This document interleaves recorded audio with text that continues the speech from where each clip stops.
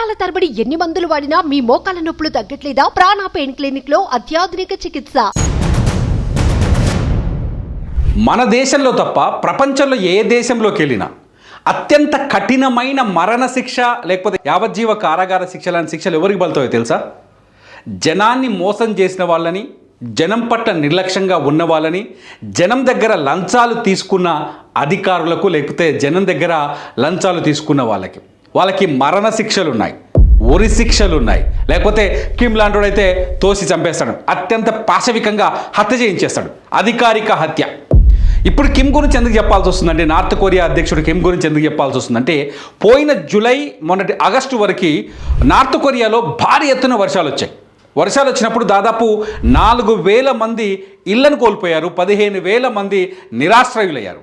అయితే ఈ ఇళ్లను కోల్పోయిన వాళ్ళు, నిరాశ్రయులు అయిన వాళ్ళు, కొన్ని చోట్ల ల్యాండ్ స్లైడ్స్ జరిగినాయి, కొన్ని చోట్ల కొండ చర్యలు విరిగిపడ్డాయి, జనం చచ్చిపోయారు, మరణాల సంఖ్య కూడా భయంకరంగా ఉంది. ఈ మొత్తం విపత్తుకి కారణం అధికారులే అని నిర్ణయం తీసుకున్న కిమ్ అధికారుల నిర్లక్ష్యం వల్ల, సహాయక చర్యలు సరిగ్గా చేయకపోవడం వల్ల, వర్షాభావ ప్రాంతాల్లో ముందుగా అలర్ట్ చేయకపోవడం వల్లనే జరిగిందని చెప్పేసి 30 మంది అధికారులకు మరణ శిక్ష విధించాడు కిమ్. కిమ్ నిజంగానే ఒక నియంత. చిన్న దేశం అయినప్పటికీ దేశం మొత్తాన్ని వణికిస్తాడు. కిమ్ ఒక నియంత. ప్రపంచం ఆయన తీసుకున్న నిర్ణయాలు అమానవీయంగా ఉంటాయి, అది అందరికీ తెలుసు. కానీ అధికారుల విషయంలో ఇప్పుడు తీసుకున్న నిర్ణయం కొంత మంచిగా అనిపిస్తుందేమో, చాలామందికి మంచిగా అనిపిస్తుంది. మీరు కామెంట్ చేయొచ్చు, నో ప్రాబ్లం. మీ ఒపీనియన్ ఏదైనా కామెంట్ చేయొచ్చు, నా వ్యాఖ్యలపైన కూడా ఏదైనా కామెంట్ చేయొచ్చు. 30 మంది అధికారులకి మరణ శిక్ష విధించాడు కిమ్ అంటే ఒక రకంగా యాక్సెప్ట్ చేయాలనిపిస్తుంది. మీకేమనిపిస్తుంది నాకు తెలియట్లేదు, నాకైతే ఒక రకంగా యాక్సెప్ట్ చేయాలేమో అనిపిస్తుంది. ఎందుకంటే నిన్న మన విజయవాడను చూసినాం, మన ఖమ్మం చూసినాం, హైదరాబాద్లో ఓ మోకిలా లాంటి ఏరియాలో పెద్ద కాలనీలు చూసినాం. వీళ్ళంతా ఎందుకు ముంపుకు గురవుతున్నారు, ఎందుకు ముంపు బాధితులు అవుతున్నారు, ఎందుకు ఈ ప్రాంతాలు? నిన్న విజయవాడలోనే 50,000కు పైగా జనం నిరాశ్రయులయ్యారు. దాదాపు 10 కాలనీలు, బుడమేరు చుట్టూన్న కాలనీలన్నీ నీట మునిగిపోయాయి. ఖమ్మంలో మున్నేరు వాగు చుట్టూన్న కాలనీలన్నీ నీట మునిగిపోయాయి. ఎందుకో తెలుసా? అవినీతి అధికారుల వల్లే ఇది జరిగింది. సింపుల్గా చెప్పాలి అంటే బుడమేరు ఇప్పుడు వచ్చింది కాదు కదా, విజయవాడ పట్టణం విస్తరిస్తూ బుడమేరు దగ్గరకు వచ్చింది తప్ప. మున్నేరు ఇయాల వచ్చింది కాదు కదా, ఖమ్మం విస్తరిస్తూ మున్నేరులోకి వచ్చింది. కానీ మున్నేరు ఎప్పుడు ఖమ్మంలోకి రాలా, మున్నేరు నీళ్ళు ఎప్పుడు ఖమ్మంలోకి రాలా. మున్నేరు ఖమ్మంకు కల్పతరువుగా ఉంది, బుడమేరు విజయవాడకి కల్పతరువుగా ఉంది. మున్నేరు నీళ్ళను తాగే అవకాశం ఖమ్మం కలిగింది కాబట్టి ఖమ్మం పట్టణం ఏర్పడ్డది. మరి ఆ వాగుల్ని, ఆ నదుల్ని, ఆ ఏరుల్ని కబ్జా చేసింది ఎవరు తెలుసా? నిజంగా చెప్పాలంటే అక్రమార్కులకు కాదు, అక్రమాలకు సహకరించిన అధికారులు. FTL కావచ్చు, బఫర్ జోన్లు కావచ్చు, వాటికి ఇళ్ల నిర్మాణానికి పర్మిషన్లు ఇచ్చి కాలనీలు నిర్మిస్తుంటే కళ్ళు మూసుకొని డబ్బులు దండుకొని వెళ్ళిపోయారు ఈ దుర్మార్గులు. ఎవరైతే అవినీతి అధికారులు ఉన్నారో, నిజంగా ఒక భారతదేశంలోనే 420 సెక్షన్, లేకపోతే చీటింగ్ లాంటి సెక్షన్లు, లేకపోతే చిన్న చిన్న సెక్షన్లు ఉన్నాయి. కానీ ప్రపంచంలో మిగతా దేశాలన్నింటిలో మరణ శిక్షలు ఉన్నాయి అవినీతి అధికారులకి. మన దగ్గర మరణ శిక్షలు లేవు. మన దగ్గర మరణ శిక్ష అంటే ఎవడో హంతకుడికో, 10 మందికి చంపినోనో, లేకపోతే ఉద్దేశపూర్వకంగా హత్యలు చేసినట్టుగా మరణ శిక్ష వేస్తారు. దానికి రాష్ట్రపతి కూడా చాలాసార్లు రాష్ట్రపతి క్షమాభిక్ష కూడా రద్దయితే తప్ప మరణ శిక్ష లేదు మన దగ్గర. మన ఇండియాలో మరణ శిక్ష పడాలి అంటే ఎన్ని కష్టాలు మనం చూస్తూ ఉన్నాం. కానీ కొన్ని దేశాల్లో ఈజీగా మరణ శిక్షలు వేస్తున్నారు. దానికి ఎగ్జాంపుల్ కిమ్ ఇవాళ మొన్న జూలై ఆగస్టులో పడ్డ వర్షాల్లో 30 మంది అధికారులు ఇటువంటి పనులే చేశారు.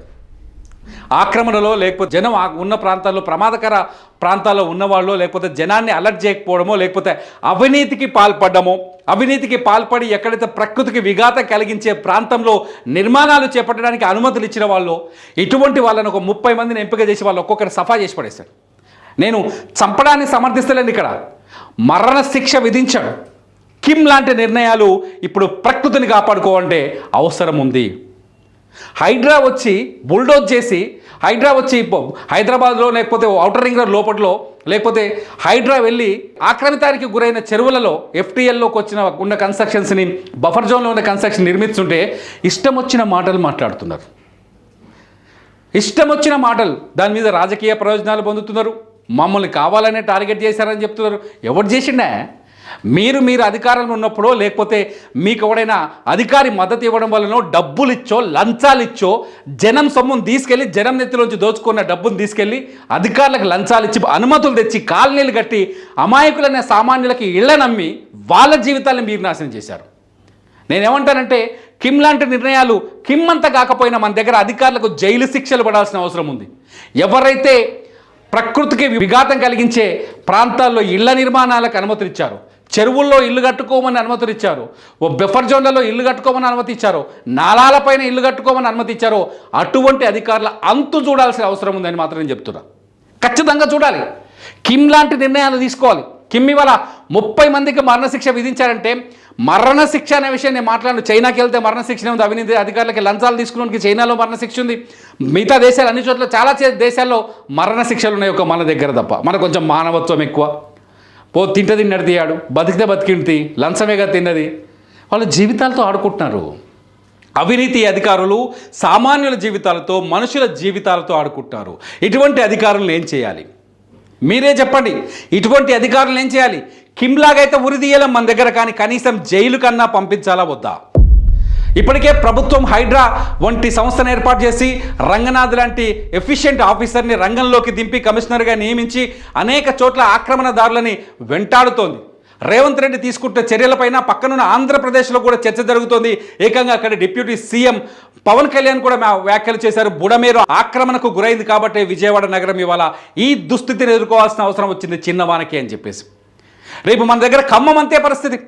ఖమ్మంలో కూడా ఆల్రెడీ ముఖ్యమంత్రి చెప్తున్నారు, కొందరు ఆక్రమించారు కాబట్టి ఆక్రమణల వల్లే మున్నేరు వాగు పొంగి పొర్లింది, ఆ కాలనీలు నాశనమైనని చెప్తున్నారు.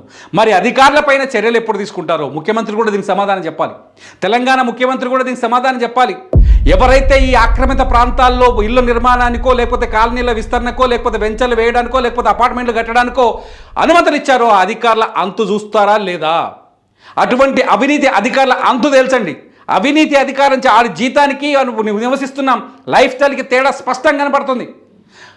ఈ ముఖ్యంగా ఈ టౌన్ ప్లానింగ్ లేకపోతే ఈ వాటర్ వర్క్స్ ఇందులో పనిచేసే కొందరు అవినీతి అధికారులు అనేక మంది కన్స్ట్రక్షన్స్ లేకపోతే ఇళ్ల నిర్మాణాలకి లేకపోతే మున్సిపాలిటీలో ఈ లేఅవుట్లో అనుమతులు ఇచ్చే అధికారులు ఇటువంటి వాళ్ళైతే దోపిడీ దొంగలు తయారయ్యారు. వాళ్ళ కథని చూడాల్సిన అవసరమైతే ప్రభుత్వానికి ఉంది. మరి కిమ్ లాంటి నిర్ణయాన్ని కిమ్ ఇవాళ ప్రపంచం మొత్తానికి కాదు, ముఖ్యంగా ఇప్పుడు హైదరాబాద్లో లేకపోతే తెలంగాణలో లేకపోతే విజయవాడలో జరుగుతున్న సిచ్యువేషన్కి అనుగుణంగా ఒక నిర్ణయం తీసుకున్నాడు. కిమ్ తీసుకున్న నిర్ణయం మన ప్రభుత్వాల్ని కూడా ఆలోచింపజేయాలి. కిమ్ అక్కడ నియంత కాబట్టి అక్కడ మరణశిక్ష వేశాడు, కనీసం మన అధికారులని అరెస్ట్ చేయాలా వద్దా? మీరేమంటారు? అవినీతికి పాల్పడుతూ చెరువుల్లో ఆక్రమణలకు గురవుతున్న వాటికి కూడా అనుమతులిచ్చిన అవినీతి అధికారులని అరెస్ట్ చేయాలా వద్దా? కామెంట్ చేయండి. మీ కామెంట్స్ పైన నేను మరో వీడియో చేస్తా. చూస్తూనే ఉండండి సుమన్ టీవీ.